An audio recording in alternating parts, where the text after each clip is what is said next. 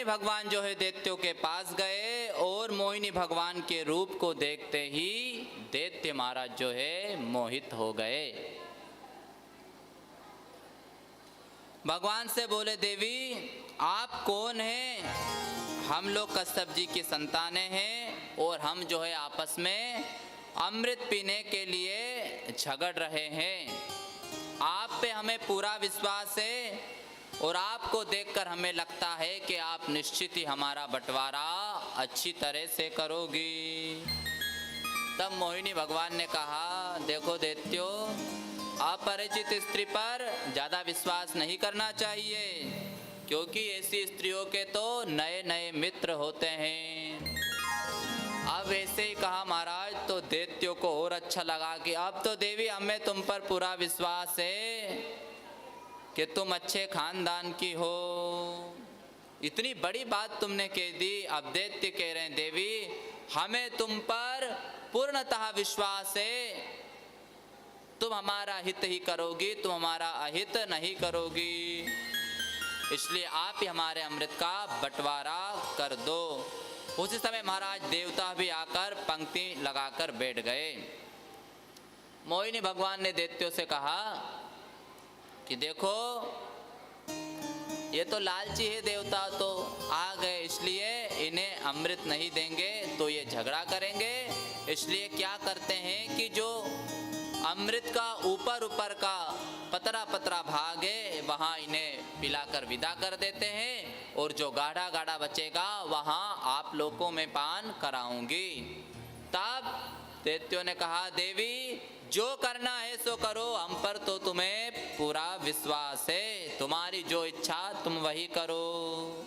अब देवता को अमृत पिला रहे हैं और देवताओं को चतुर्भुज रूप में दर्शन दे रहे हैं और दैत्यों की ओर भी देखकर मुस्कुरा रहे हैं। दैत्य कह रहे हैं कि एक बात तो यह है कि भले ही अमृत देवताओं को पिला रही है, किंतु इसका जो मन है, इसका मन हमारे तरफ है।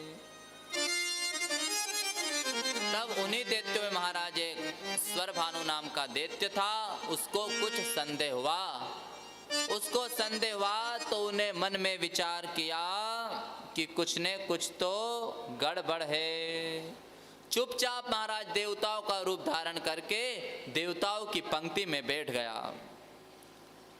सूर्य चंद्रमा समझ गए, भगवान को संकेत किए कि हे नारायण ये तो दैत्य है। तब भगवान ने चक्र से उसका सिर काट दिया। अमृत पीने के कारण महाराज वहां मरा तो नहीं, राहु और केतु हुए। सिर उसका राहु हुआ और धड़ महाराज केतु हुआ। भगवान अपने वास्तविक रूप में आकर अमृत लेकर अंतर्धान हो गए। इधर जो है दैत्य देवताओं से लड़ने लगे, किंतु अमृत पीने के प्रभाव से देवता कुछ नहीं हुआ। दैत्यों को देवताओं ने जो है मार डाला। संजीवनी क्रिया के द्वारा दैत्यों को जीवित कर दिया पुनः। बलि जी के गुरु शुक्राचार्य जी के द्वारा विश्वजीत नामक यज्ञ हुआ। यज्ञ करवाने जब लग गए तो उस यज्ञ में स्वयं अग्निदेव महाराज एक दिव्य चरु लेकर आए। अमेक कवच को प्रदान किया, धनुष प्रदान किया, फिर स्वर्ग पर आक्रमण कर दिया। देवता महाराज जो है ब्रह्मा जी की शरण में गए तो बृहस्पति जी बोले, इस समय दैत्यों पर ब्राह्मणों की बड़ी कृपा है, इसलिए तुम उनसे जीतोगे नहीं, इसलिए स्वर्ग छोड़कर भाग जाओ। देवता महाराज भाग गए और स्वर्ग पर बलि जी का राज्य हो गया।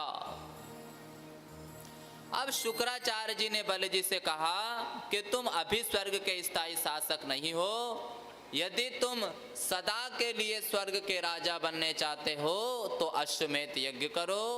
तब जो है शुक्राचार्य जी की आज्ञा मानकर नर्मदा नदी के तट पर बलि जी ने अश्वमेध यज्ञ प्रारंभ किया और अश्वमेध यज्ञ की दीक्षा ली। 99 यज्ञ जब पूर्ण हुए, 100वां यज्ञ चल रहा था, माता अदिति को बड़ी चिंता हुई। अदिति जी ने अपने पति कश्यप जी से निवेदन किया, हे स्वामी आप ऐसी कृपा कीजिए कि मेरे पुत्रों को स्वर्ग का राज्य प्राप्त हो जाए। देवता जो है अपने स्थान पर रहे, दानव अपने स्थान पर रहे। तब कश्यप जी ने अदिति जी को पयोव्रत का उपदेश दिया। फाल्गुनस्यामले पक्षे द्वादशाहं पयोव्रतः